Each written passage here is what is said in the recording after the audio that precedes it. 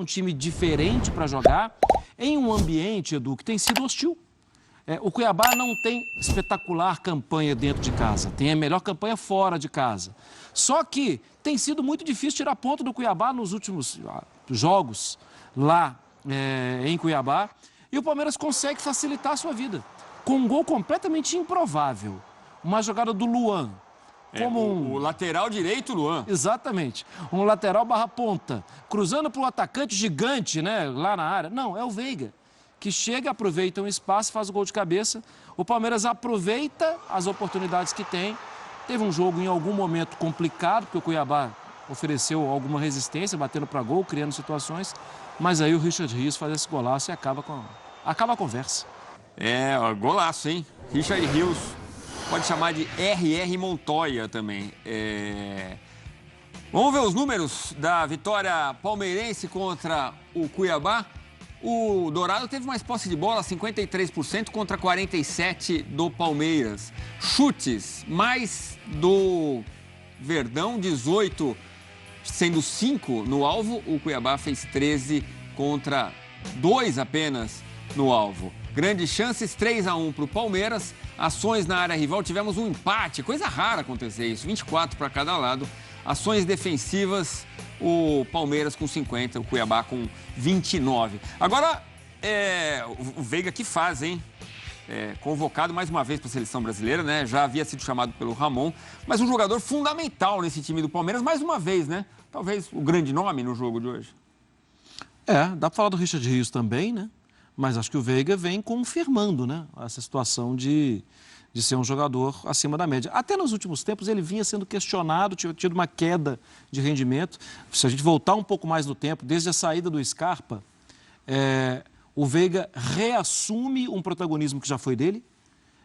Depois, um pouco antes dos jogos, agora, de mês passado, ele teve uma queda, mas ainda assim uma queda com produção alta, entregando, fazendo gol, dando assistências, e hoje, de novo, né? Um Palmeiras bastante diferente, se você olhar a escalação, do que é o normal do Palmeiras. Sim, mas poupado mesmo pelo Abel, foram 2, né? O Rony e o Mike. Aí tem contusão, tem suspensão, então o Gomes não estava, o Dudu não estava, o Gabriel Menino não estava, jogadores fundamentais do time. E mesmo com essas ausências e escolhas do Abel Ferreira, o time com autoridade, né, Prats? Assim, o quanto é bem treinado o Palmeiras, me parece que é ser redundante falar sobre isso, né? O time é um elenco muito bem trabalhado pelo Abel Ferreira, né, que faz um trabalho de exceção, de excelência no Brasil já há algum tempo. Desses números que nós vimos em relação ao que foi a partida na Arena Pantanal, chama muito a atenção a posse de bola maior com o Cuiabá. O Cuiabá é um time que faz uma campanha, como falou bem o Mário Marra, muito boa como visitante. Na última rodada poderia ter engatado a quinta marcha, uma quinta vitória seguida. Aí não aconteceu. Perdeu o Atlético Paranaense, agora perdeu do Palmeiras, né? Resultados normais, né, professor? Exatamente, resultados normais, né? Talvez o anormal tenha sido virar o turno com 28 pontos, que é uma pontuação muito acima do que o próprio Cuiabá estipulava quando começou o campeonato. Mas chamou a atenção que no primeiro tempo, principalmente, ainda antes do gol do Veiga, o Palmeiras estava muito bem, roubando bola e saindo com rapidez.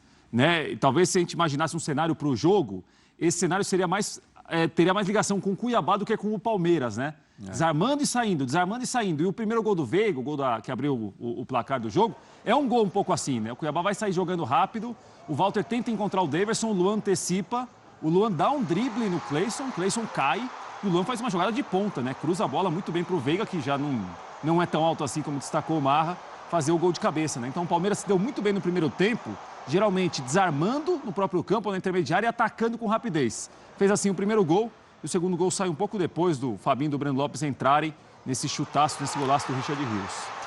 E a gente vai falar daqui a pouco do cartão amarelo que o Veiga levou, nessa comemoração que é a tradicional dele, né, de dar uma voadora na bandeirinha de escanteio. Mas... virou normal isso. Né? Vamos falar com o Simon já sobre isso.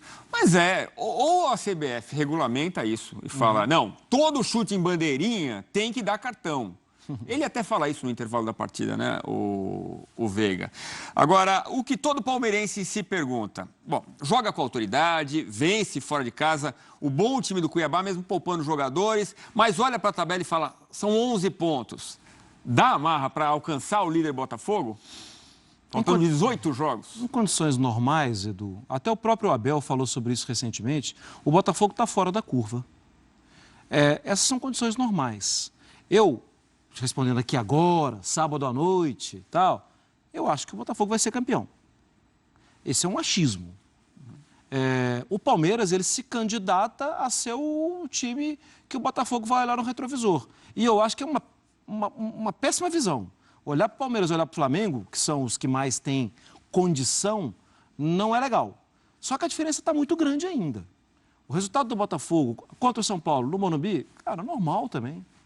É normal, empate 0-0, tudo. Isso quer dizer que o Botafogo tem tido uma queda nos últimos jogos e tal? Não. Apesar no Botafogo não ter mais aquela sequência de vitórias e tal, talvez o Botafogo esteja entrando numa normalidade do que é o Campeonato Brasileiro. Se está entrando numa normalidade do que é o Campeonato Brasileiro, ele vai ser campeão do mesmo jeito. Porque a normalidade perde um ponto aqui, um outro ali. É o que os outros todos viveram. Agora, é incômodo ver o Palmeiras. Incômodo. Sem dúvida. Agora, é essa questão que o palmeirense está pensando e fala, não, ainda olhando para a tabela, ainda dá. É só o Palmeiras ter uma campanha de Botafogo e o Botafogo ter uma campanha de Palmeiras no primeiro turno com um ponto a menos. Só que é só fazer o que o Botafogo fez no primeiro turno foi um espetáculo, né? A melhor campanha da história, né? Histórico.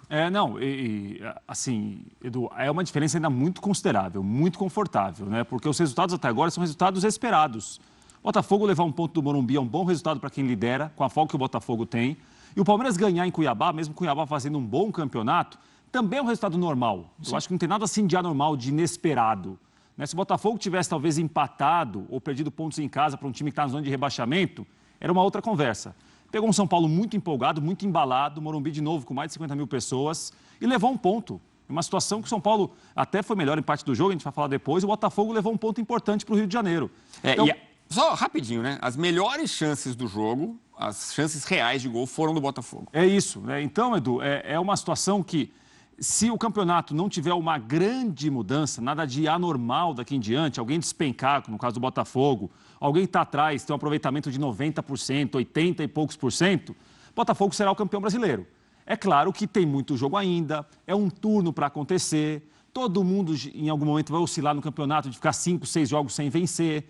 Agora, essa oscilação do Botafogo não existiu ainda e não sei se existirá. Mas é importante que quem esteja atrás, no caso do Palmeiras 11 pontos, 12, 13, consiga ganhar os seus jogos. Porque quem está atrás, nesse caso do Botafogo, tem de ter um aproveitamento quase perfeito. Porque você tem de contar com quem está na frente, deixe pontos pelo caminho, que já não é fácil no caso do Botafogo, pelo que foi o primeiro turno todo. E quem está atrás, principalmente, aproveite os pontos que ficarem pelo caminho. Então, uma rodada que o Botafogo empatou, quem está atrás tem de ganhar. Botafogo perdeu, tem de ganhar de qualquer maneira, para encostar. Porque do jeito que está atuada, é o Botafogo ser campeão brasileiro. Daqui a pouco a gente vai falar do momento histórico no futebol brasileiro. Diego Costa fazendo falta no Diego Costa, né? Isso foi. Eu adoro essas coisas. Você também, né? Eu gosto. Boa. Mas vamos dar uma olhada no desempenho do Palmeiras. O Palmeiras melhorou desde a eliminação diante do São Paulo na Copa do Brasil. Põe na tela para a gente conversar sobre desempenho nas últimas rodadas. O que aconteceu com o Palmeiras de lá para cá? Olha só. 8 jogos. Então, 70% de aproveitamento, 12 gols marcados, 4 sofridos, 5 jogos sem sofrer gols. Então, vejam aí vocês. 5 vitórias, 2 empates, 1 derrota. 3 jogos seguidos sem ser vazado. A gente lembra que o Abel Ferreira falou do cansaço, do assédio para cima de jogadores do elenco e justificou, reconheceu a queda de rendimento. De lá para cá, houve uma melhora, senhores? Eu acho que sim. Assim, os momentos ruins do Palmeiras são momentos muito curtos, né, Edu? É que, claro, quando um time acostumado a vencer, como é o Palmeiras, com um grupo muito vencedor, com um trabalho muito bom como o Palmeiras tem, quando esse time fica ali 4 ou 5 jogos sem ganhar, eliminado, como foi na Copa do Brasil, há um baque. É um outro tamanho de repercussão. Porque o Palmeiras se acostumou nos últimos anos a, se ele não é campeão, ele é quase campeão. Se ele não é campeão, ele é o vice-campeão. Então, quando um time passa ali por momentos ruins, de resultados ruins, no caso do Palmeiras, acho que até alguns resultados foram piores que algumas atuações, chama muito a atenção. Eu acho que o Palmeiras já voltou aos trilhos, voltou a uma normalidade. Talvez tenha vivido ali aquela eliminação para o São Paulo, é dolorida porque é para um rival, da maneira que foi dentro de casa, tomando a virada como virou.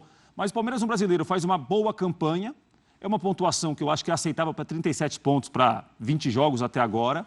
E na Libertadores está aí, nas quartas de final de novo. Bem ou mal, o time está entre os 8 melhores da América, né? Correndo poucos riscos. E pegou aquele que é o sonho do adversário nessa fase, que é o Deportivo Pereira, né? O Del Valle falou a mesma coisa, Edu. Vai devagar. Eu entendo assim, que a relação é direta quando a gente pensa num calendário menos complicado.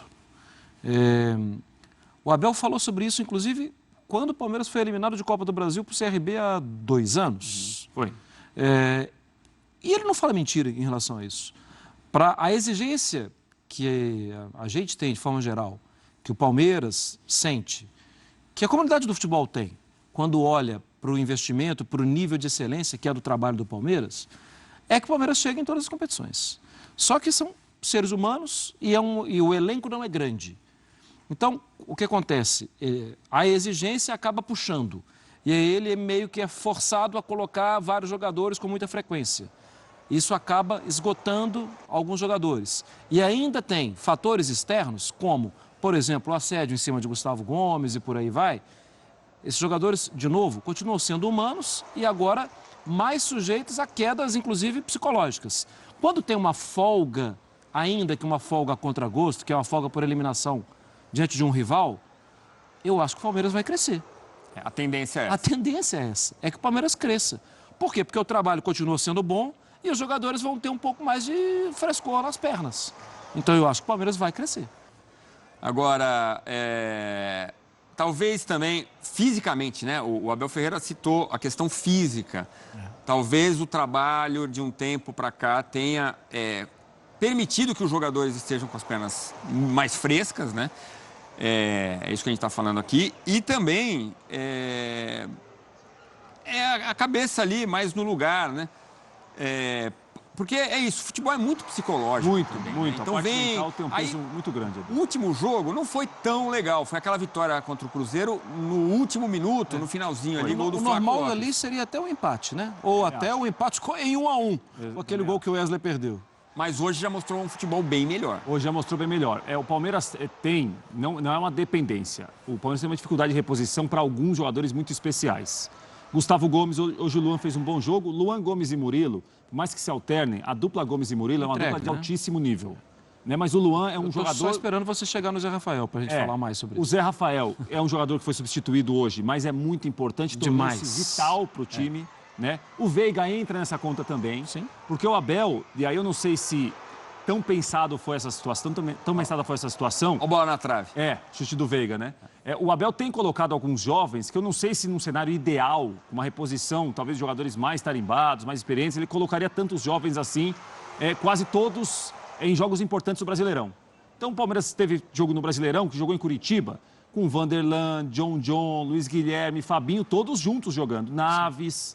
Então, assim, não sei se o cenário ideal, se o Palmeiras tivesse um grupo ou um elenco com jogadores reservas um pouco mais experientes, se jogariam tantos jovens que são bons de bola assim no Palmeiras.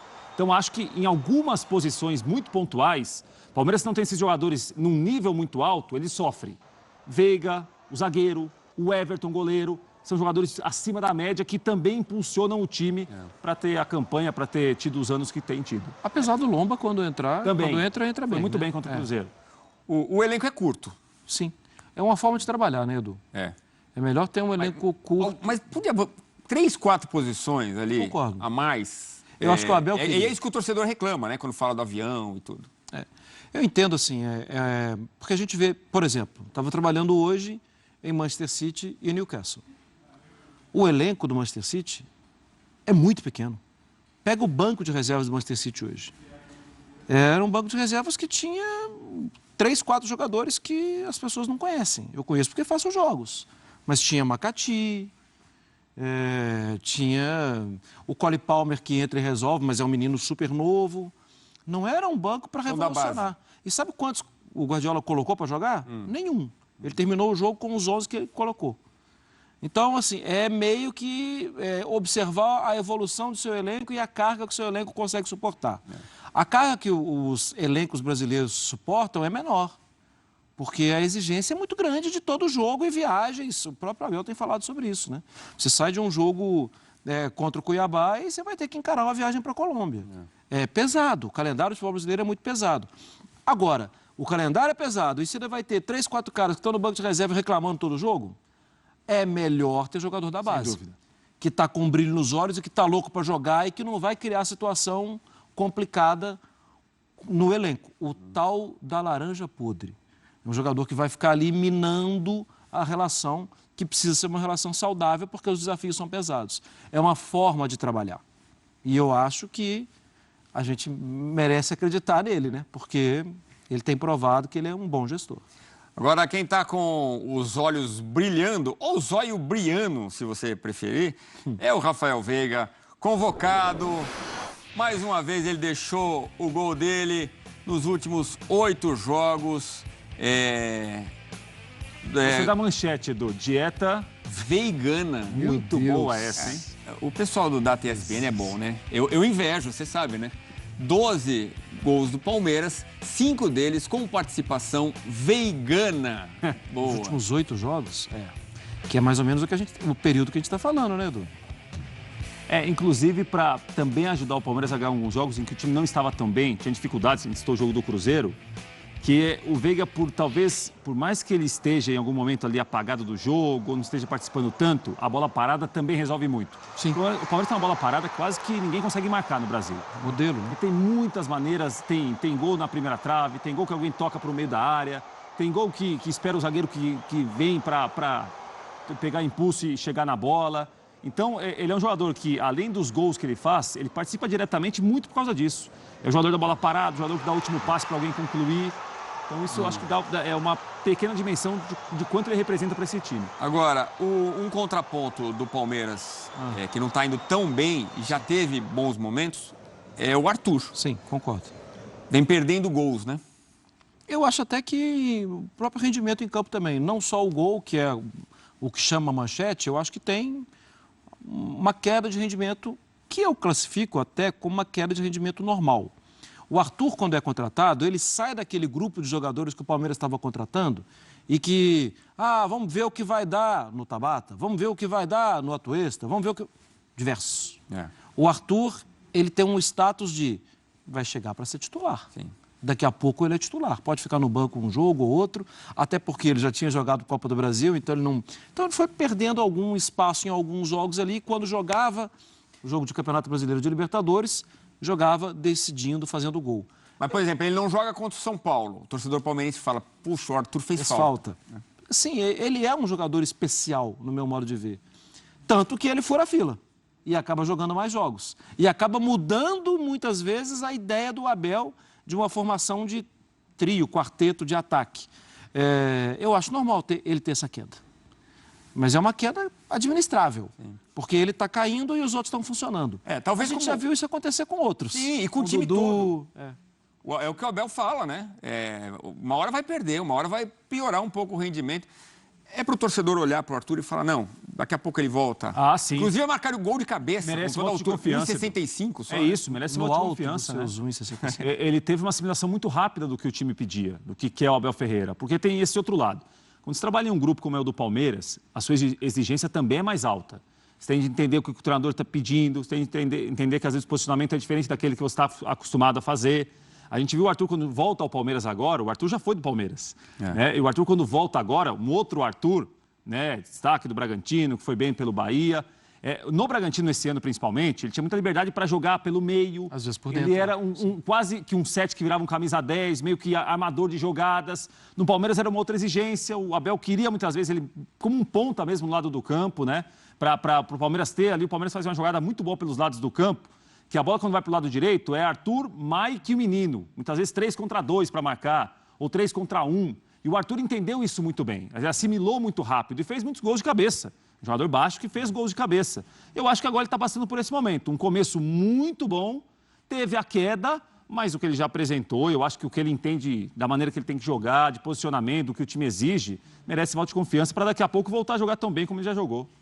Bom, a gente continua falando da vitória do Palmeiras sobre o Cuiabá, 2-0. O Palmeiras ainda olhando para o Botafogo lá em cima, mas sonhando em chegar lá. Agora, quando o Arthur chega, na prática ele pega a vaga do Endrick, Endrick. O Endrick, muita gente esperava que ele estouraria em 2023. Não aconteceu ainda. Pouca gente duvida que ele vai ser um craque de nível mundial. Mas nesse ano não aconteceu no Palmeiras. O Arthur entra, aí o Rony acaba virando o camisa 9 da equipe, né?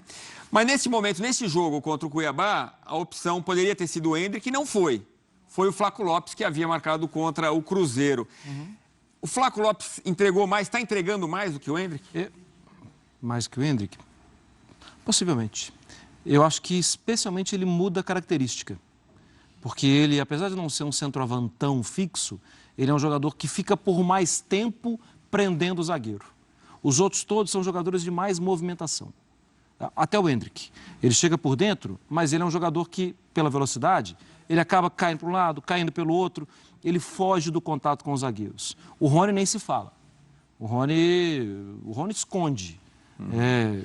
Já o Flaco Lopes, eu acho que talvez até uma leitura do Abel para o jogo de hoje, ele busca um pouco mais ser referência. Sim. Sabe aquele cara que vai encostando no zagueiro? Ele busca um pouco mais. E se ele segura 1, 2 zagueiros, tem alguém que vai ter mais espaço. Então eu não acho que é por causa de uma queda do Endrick. Eu acho que, aproveitando que tem jogo semana que vem, que é um jogo difícil, que o calor pode ser complicado, talvez possa ser um bom jogo para ter alguém segurando 2 zagueiros e gerando um outro tipo de espaço. O Abel não falou sobre isso, a minha leitura do aproveitamento dele hoje passa por aí. Falará já. Já, Abel Ferreira. Já? Pô, muito então. Daqui a pouco combinado, a gente... hein? Tudo combinado. Para dar renda. Vamos lá, Abel Ferreira na tela do Sport Center. Dizer, o que eu digo sempre a todos vocês, é que jogamos na máxima força. Independentemente da vossa opinião, é a vossa. Todos os jogos, todas as escolhas que eu faço, é para jogar sempre na máxima força. Foi o que fizemos aqui hoje. Felizmente hoje o resultado foi condizente com a exibição. Nós conseguimos produzir num gramado fraco, produzir muitas oportunidades, algumas delas com um gramado em condições, se calhar, mesmo até para o próprio adversário, que teve uma oportunidade na primeira parte, na zona do penalti, que se calhar com um gramado em condições a bola não tinha subido, não tinha saltado antes, assim como para nós.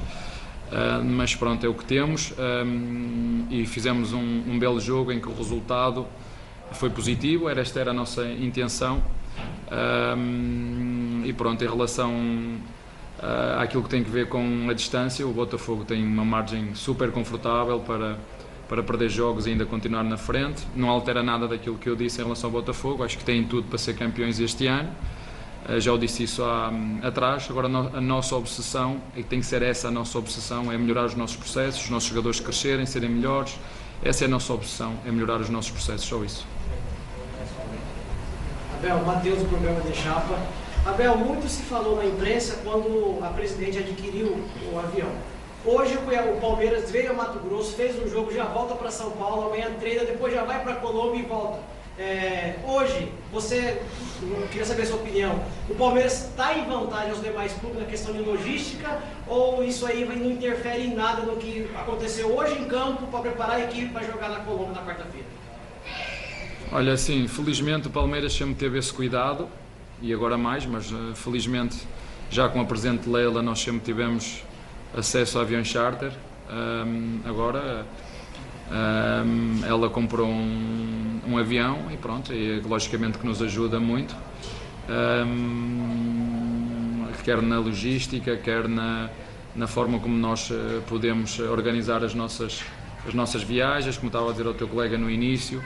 A quantidade de viagens que temos, a diferença de temperatura, a quantidade de jogos que temos agora, não é? Porque é verdade que se fez uma coisa muito boa, que foi ter as datas FIFA, não é? Temos as datas FIFA, só que há uma coisa que não se mudou, que foi o número de jogos, não é? A gente tem as datas FIFA, damos uma semana de descanso, mas depois vamos encabalitar os jogos. Portanto, a única coisa que se fez foi dar a data FIFA livre, ou seja, eu se dou a data FIFA livre, aumento este espaço, não reduz a competição, isto vai pagar, vamos jogar jogos 2 em 10 dias, 3 em 3 dias. O que nós sempre reclamamos, ou que sempre pedimos, é que hajam intervalos entre os jogos suficientes para recuperar os jogadores, para não termos lesões. Está a acontecer muito na Europa isso agora. Estão a começar a sentir na pele aquilo que é jogar de 2 em 2 dias. Fico feliz por ver vários treinadores na Europa a queixarem-se disso, porque é insano, e se nós queremos ver os melhores jogadores, os melhores espetáculos, temos que criar condições, mas isso obriga uma organização muito forte, obriga às vezes a tomar decisões difíceis, mas que depois no futuro nos podem tornar o espetáculo que é o futebol brasileiro mais fácil. Mas isso são questões muito profundas, não é a minha função e pronto. Mas o importante é, como disseste bem, temos mais uma hipótese de ter um avião que nos ajuda nas nossas viagens e na recuperação, mas nós de certa forma já fazíamos isso antes, agora temos um avião que viajamos que não é nosso, é da Lelo.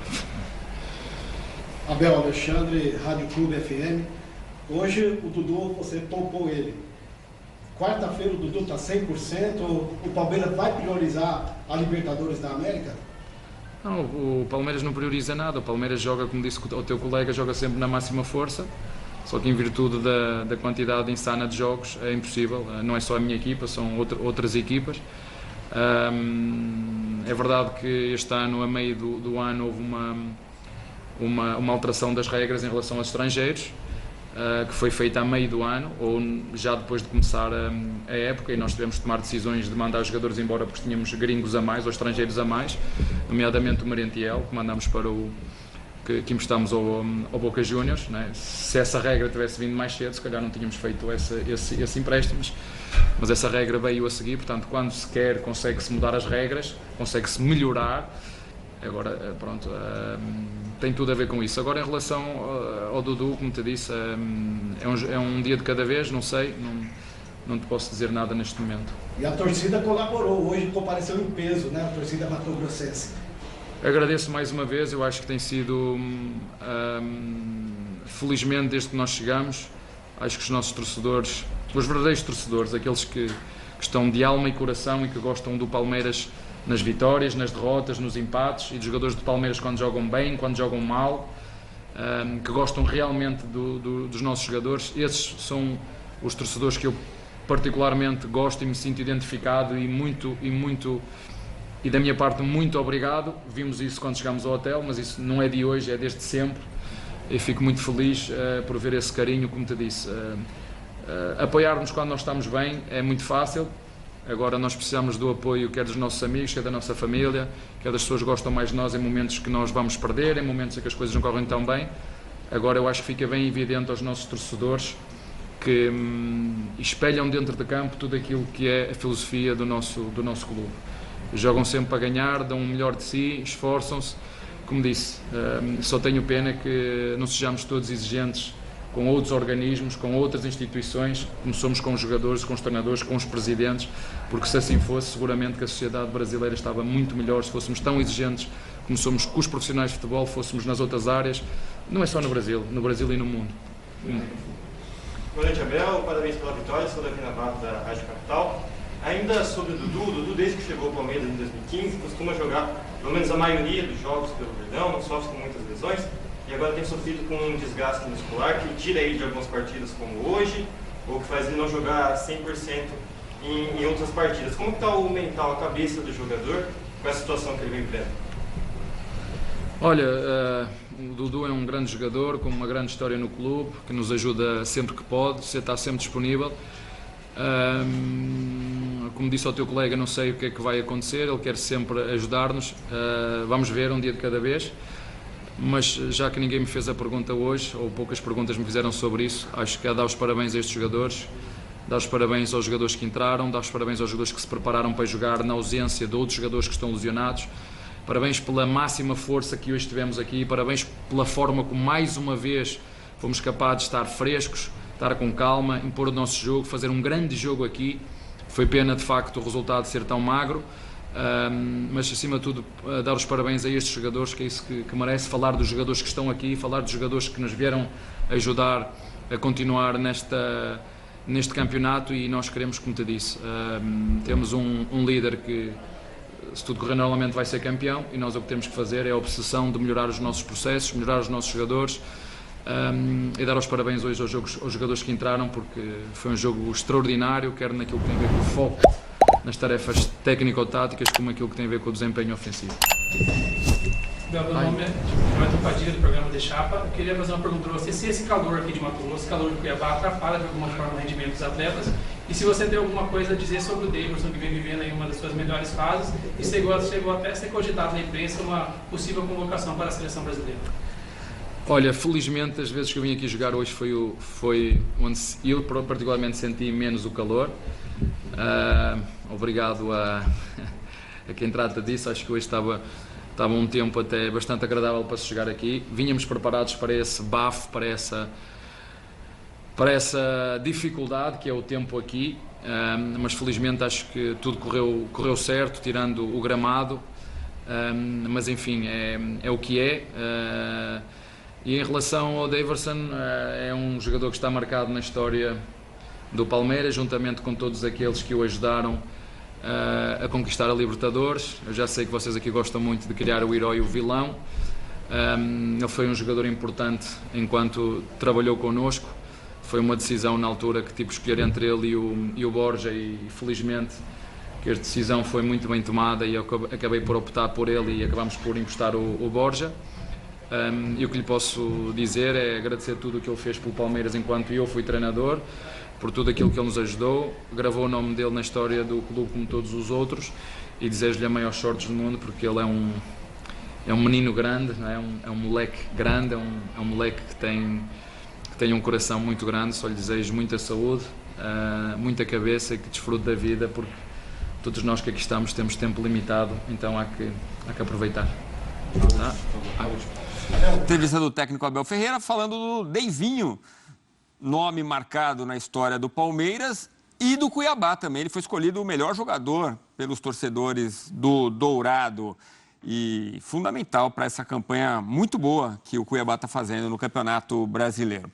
Bom, o Abel então vai levar o Brasileirão, está claro isso, vai levar a Libertadores, Deportivo Pereira na quarta-feira, poupa 2 jogadores, vence bem o Cuiabá e vai sonhando em buscar o Botafogo. Agora, nesse jogo na Arena Pantanal, chamou a atenção o amarelo que o Rafael Veiga leva por chutar a bandeirinha, uma coisa que ele sempre faz. Vamos ver o que disse o Veiga sobre esta punição. Desde o começo do ano faço isso.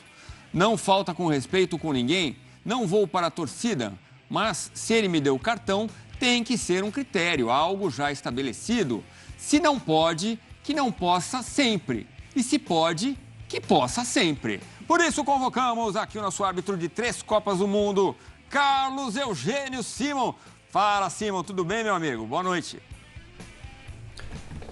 Boa noite, Edu. Uma satisfação enorme falar contigo, com o Mário Marra, o Rafael, ao nosso fã do esporte, todos que nos acompanham.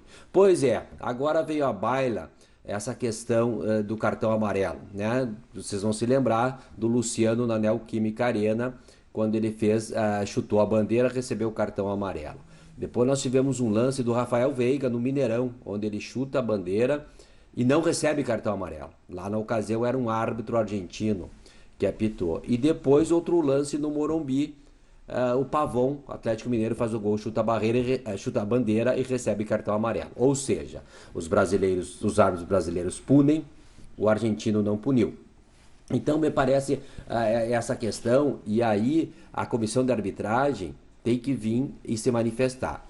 Quando eu apitava, Edu, isso aí era permitido, tá? O cara ia lá, chutava a bandeira e tal. Poucos casos, é bem verdade, que eu vi, né? A maioria não comemorava gol assim. Em 2016, houve uma alteração à regra. A regra número 1, que trata do campo de jogo, diz que as bandeiras na interseção da linha de fundo, né, com a lateral são obrigatórias. Tem que ter no mínimo 1,5 m, tá? E que ser colocado um mastro, 1,5 m, um mínimo, e uma bandeira na ponta. As do meio de campo são opcionais. Então, naquela época, não tinha o distintivo do clube, o brasão do clube. Em 2016, a FIFA autorizou aos clubes que colocassem o seu símbolo nas bandeiras. E aí sim, aí cabe à comissão de arbitragem, não é emitir uma nota, porque quando comemorações de gols, está lá escrito, não pode tirar a camisa, se tirar a camisa vai receber cartão amarelo, subir no alambrado, né, provocando algum acidente, gestos provocativos, não é? E aí pode se enquadrar esse item de uma provocação na medida em que você salta e dá um pontapé numa bandeira de um clube. Tá? Então, o que não pode acontecer é um árbitro punir e o outro não. Tem que ter um critério único aí.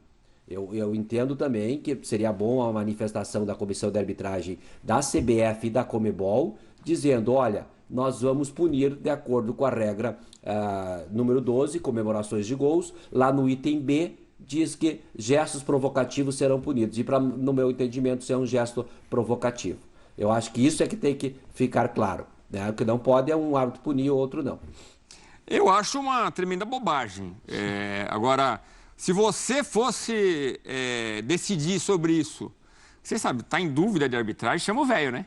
Chama o velho. Eu acompanho sempre. Se você fosse decidir, o que você acha? É para punir ou não é, Simon? Olha, desde que foi alterada a regra em 2016 e que há possibilidade de ser colocado distintivo, eu mudei também o meu entendimento. Eu acho que tem que ser punido sim com cartão amarelo. Você veja, você está no campo do adversário, você vai dar um pontapé na bandeira que tem o símbolo do clube está ali na bandeira. Tá? Isso aí é uma faísca para dar uma confusão no campo. Quando está muito tranquilo como hoje, tudo bem. Mas você lembra da Neoquímica Arena que o Luciano, além de dar o pontapé, peitou, fez outras coisas. Então eu acho que tem que ter uma questão de bom senso, né? Porque você não vai sair chutando a trave, por exemplo. Você vai lá na bandeira chutar. Eu acho que pode criar outras manifestações. Na medida em que tem um símbolo do clube ali, o símbolo representa o clube.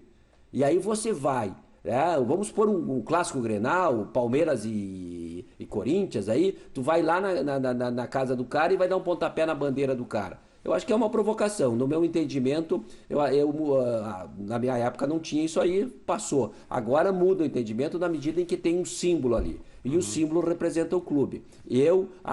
Se fosse da comissão, enfim, lá, eu sugeria que divulgasse e avisasse todos os jogadores, todas as equipes, de que de agora em diante, por entendimento desta comissão de arbitragem, será punido com cartão amarelo. Eu acho que isso aí fica claro. O que não pode acontecer é um árbitro punir o outro não. Isso não pode, que daí o Veiga vai dar um pontapé na bandeira, não vai ser punido. No outro jogo vai lá, vai ser punido. Isso de hipótese nenhuma. Agora, evidentemente, se eles acharem que não tem que punir, não puna. Aí vai do entendimento de cada um. Mas aí tá claro, né, Edu, que jogos de Comebol não vai ter. Não vai ter punição.